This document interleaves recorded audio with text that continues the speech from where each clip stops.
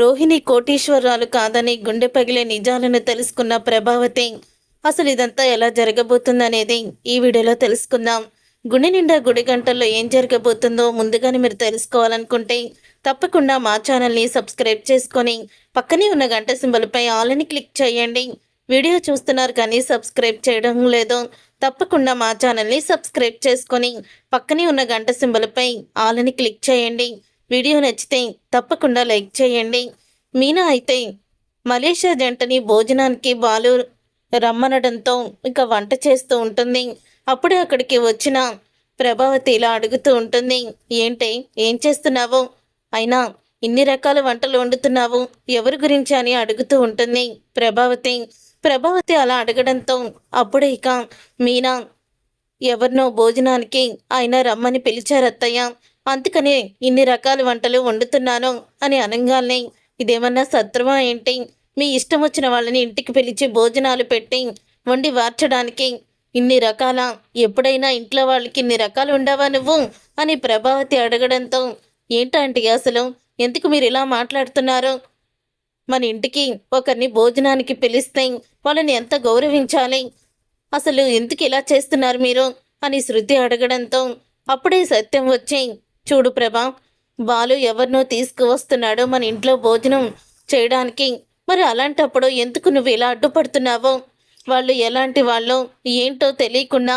మనం ఎలాగ ఇంటికి పిలిచి భోజనం పెడతామండి, ఆ బాలుగాడు ఎవరిని తీసుకొస్తాడు, వాళ్ళ స్థాయి వాళ్ళనే తీసుకొస్తాడు తప్ప ఏదైనా విదేశాల్లో ఉన్న వాళ్ళని తీసుకొస్తారా ఏంటి అని అడగడంతో అప్పుడే ఇక మీనా, అవునత్తయ్య, ఆయన విదేశాల వాళ్ళనే తీసుకొస్తున్నారు, వాళ్ళది ఏ దేశమో తెలియదు కానీ వాళ్ళు మాత్రం ఇండియాలో ఉండరు, వేరే దేశంలో వాళ్ళంట, అందుకని వాళ్ళు చాలా గొప్పవాళ్ళు, డబ్బున్న వాళ్ళు కూడా, కానీ ఆయన మంచితనం చూసి ఆయన్ని వాళ్ళు ఎంతో అభిమానిస్తున్నారు, వాళ్ళ పెళ్లి రోజని ఆయన మన ఇంట్లోనే భోజనం ఏర్పాట్లు చేశారు, బయట ఫుడ్ బాగోలేదని వాళ్ళు చెప్పడంతో ఆయన ఇలా చేశారు మావయ్య అని చెప్తుంది మీనా.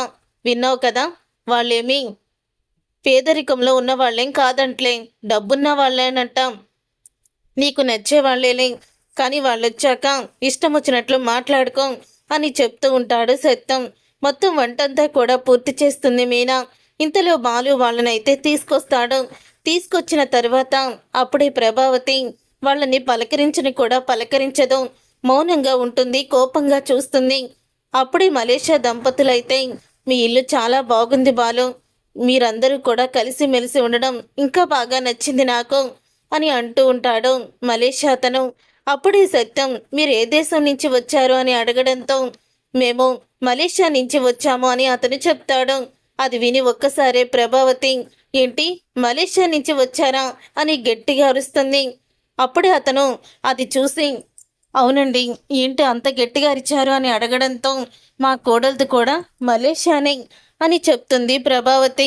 ఇంతలో రోహిణి మెట్లు దిగి కిందకి వస్తూ ఉంటే, ఏంటి వీళ్ళది మలేషియానా, ఈ బాలు నిజాలు బయటపడే వరకు నన్ను వదిలిపెట్టేలా లేడు, ఈరోజు ఖచ్చితంగా నా గురించి బయటపడిపోతుంది, అత్తయ్య నన్ను ఇక మెడ పట్టుకొని బయటికి గెంటేస్తుంది, ఏం చెయ్యాలి అని ఆలోచిస్తూ ఉంటుంది రోహిణి.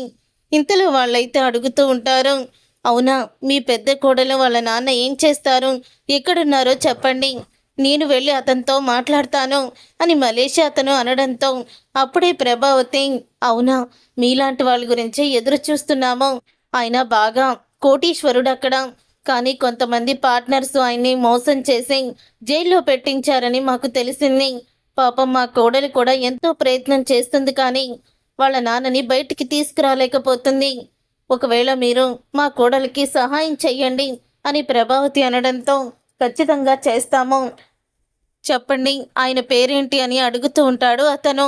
పేరా అని నాచుతూ ఉంటుంది. అప్పుడు ఇంకా ప్రభావతి, ఇంకా సత్యం, బాలు, మీనా ఒకరికొకరిని చూసుకుంటూ ఉంటారు. అదేంటి మీ కోడలు వాళ్ళ నాన్న పేరు మీకు తెలీదా, ఆయన పెళ్ళికి కూడా రాలేదా అని అడుగుతాడు. పెళ్ళికి కూడా రాలేదు, తన ఇంట్లో నుంచి వచ్చేసి తన కాళ్ళ మీద తను నిలబడాలనుకుంది, అందుకని వాళ్ళ నాన్న సహాయం తీసుకోలేదు, వాళ్ళ నాన్నకి తను చూసిన సంబంధం చేసుకోలేదని కూతురు మీద కోపం వచ్చి పెళ్ళికే రావడం మానేశాడు అని చెప్పడంతో, అదేంటండి ఒక్కగానొక్క కూతురు అంటున్నారు, కోట్లు వస్తున్నా అంటున్నారు కదా. మరి పోనీ అల్లుడేమీ చదువు లేనివాడు కాదు, చదువుకున్నవాడే. మరి ఇవన్నీ కూడా చూసి ఆయన ఎందుకు వీళ్ళిద్దరు పెళ్లికి ఒప్పుకోలేదో అర్థం కావడం లేదో అని అడుగుతూ ఉంటుంది. మలేషియా నుంచి వచ్చిన ఆమె అయితే ఆ తర్వాత ప్రభావతి ఏదో చెప్పేస్తుంది.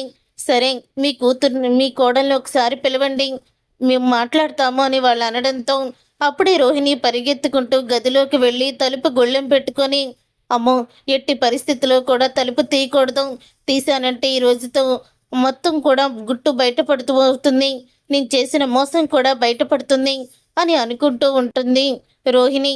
ఇంతలో ప్రభావతి మా కోడల్ని తీసుకొస్తాను అని చెప్పి తను రోహిణి గది దగ్గరికి వచ్చి గది తలుపులు కొడుతూ ఉంటుంది. బాలు ఎవరినో తీసుకొచ్చాడమ్మా, మలేషియా వాళ్ళని, తొందరగా రా, వాళ్ళు ఖచ్చితంగా మీ నాన్న ఎక్కడున్నాడో చెప్తాం, కనిపెడతామని అంటున్నారు అని ప్రభావతి అనడంతో అప్పుడే ఇక రోహిణి అయితే డోర్ తీస్తుంది. ఇక డోర్ తీసి బయటికి అయితే వస్తుంది.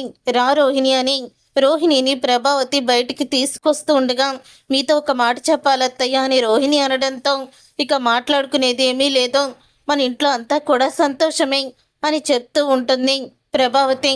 అప్పుడే రోహిణి కిందకి వెళ్తుంది. రోహిణి చూసి వాళ్ళు గుర్తుపట్టరు.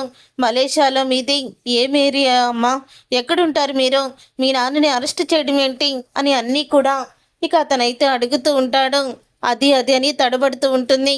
మీ నాన్న పేరు, ఫోన్ నెంబర్, ఫోటో ఏమన్నా ఉంటే ఇవ్వు, నేను నా స్టైల్లో ఎంక్వైరీ చేస్తాను అని అతను అనడంతో అప్పుడే రోహిణి అది అని తడబడుతూ ఉంటుంది.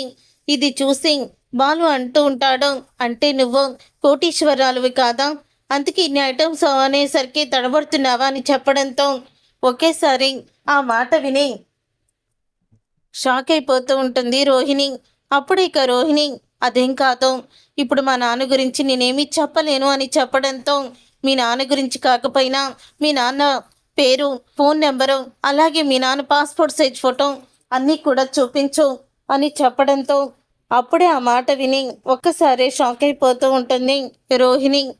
చెప్పండి ఏ ఏరియా అని అనగానే ప్రభావతి ఏంటి ఎందుకు అలా ఆలోచిస్తున్నావు, చెప్పు ఏ ఏరియా అని అడుగుతూ ఉంటే, అత్తయ్య నన్ను క్షమించండి, నేను చాలా పెద్ద తప్పు చేశాను అని చెప్పుకుంటూ వస్తుంది రోహిణి. ఏం తప్పు చేశావని ప్రభావతి గట్టిగానే అడుగుతుంది. మీ దగ్గర నేను అబద్ధం చెప్పాను, నేను కోటీశ్వరాల్ని కాదు అని చెప్పడంతో ఒకేసారి షాక్ అయిపోతూ ఉంటుంది ప్రభావతి. ఏం మాట్లాడుతున్నావు నువ్వు కోటీశ్వరాల్వి కాదా? అవునత్తయ్య, నేను కోటీశ్వరాల్ని కాదు, మీ అబ్బాయి మనోజ్ని పెళ్లి చేసుకోవాలంటే కోట్ల ఆస్తి ఉండాలని మీరు అన్నారు కదా, ఒకవేళ నా ఆస్తి లేకపోతే మళ్ళీ మీ కోడలుగా చేసుకోరని, మనోజ్ నాకు దక్కడని నేను ఇలా అబద్ధం చెప్పాల్సి వచ్చింది, నేను ఒక అనాథని అంటూ కొత్త నాటకానికి మొదలు పెడుతుంది రోహిణి. అది విని ఒక్కసారి ప్రభావతి షాక్ అయిపోతూ ఉంటుంది. చూసారుగా ఫ్రెండ్స్, రాబోయే కథలో ఖచ్చితంగా ఇలాగే జరగబోతుంది. మొత్తానికి రోహిణి తను కోటీశ్వరాలు కాదని నిజాన్ని ప్రభావతి ముందు బయట పెడుతుందా, లేకపోతే ఇది కలలాగా పెడతాడా అనేది రాబోయే కథలో తెలుసుకుందాం. ఈ వీడియో మీకు నచ్చితే తప్పకుండా లైక్ చేయండి. అలాగే మా ఛానల్ని సబ్స్క్రైబ్ చేసుకొని పక్కనే ఉన్న గంట సింబల్పై ఆలని క్లిక్ చేస్తే గుండె నిండా గుడి గంటల్లో ఏం జరగబోతుందో ముందుగానే మీరు తెలుసుకోవచ్చు.